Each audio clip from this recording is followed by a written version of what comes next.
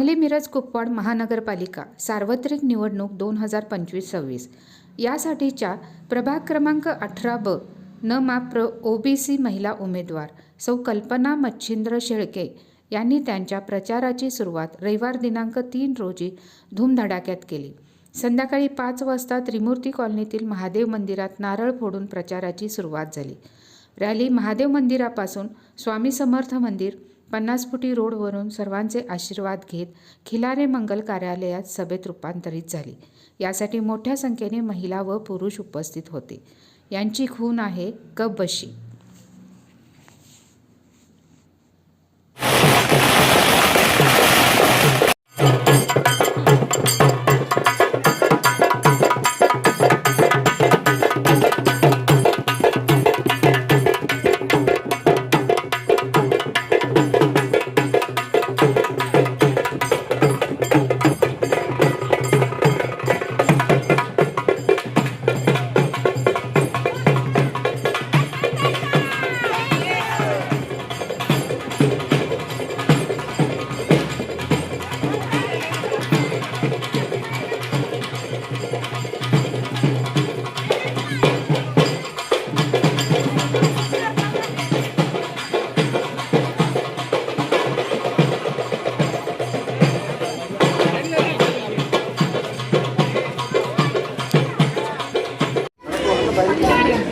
नमस्ते, मी सौ कल्पना मच्छिंद्र शेळके समाजसेविका म्हणून काम करते। आता येणाऱ्या निवडणुकीसाठी मी इच्छुक आहे। प्रभाग क्रमांक 18 ओबीसी महिला प्रवर्ग ब यासाठी माझं चिन्ह आहे कपवशी। आत्तापर्यंत मी जी कामे केली आहे समाजसेवेच्या माध्यमातून ती सर्वांच्या दृष्टिकोनातून खूप चांगली केलेली आहेत आणि त्याचा लाभही सर्वांना होत आहे। आता इथून पुढे मी निवडून आल्यानंतर सर्वांच्यासाठी सदैव तत्पर नेहमीच कार्यरत राहणार आहे।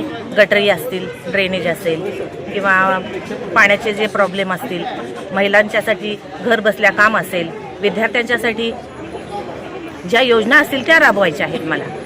आणि सर्वांगीण आपल्या प्रभागाचा प्रभाग क्रमांक 18 याचा विकास कसा होईल यासाठी मी 100% प्रयत्नशील राहीन।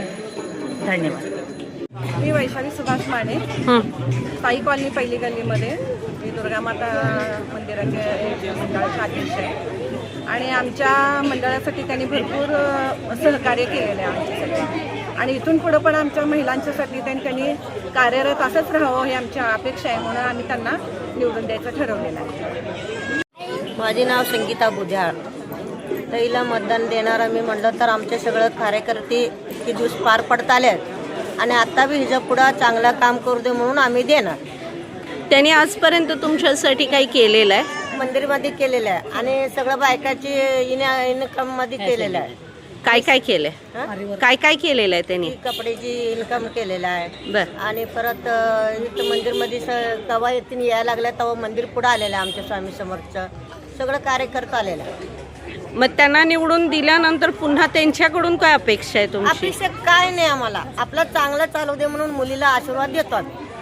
बाकी काय नाही आणि करायचं त्यांच्या हातात।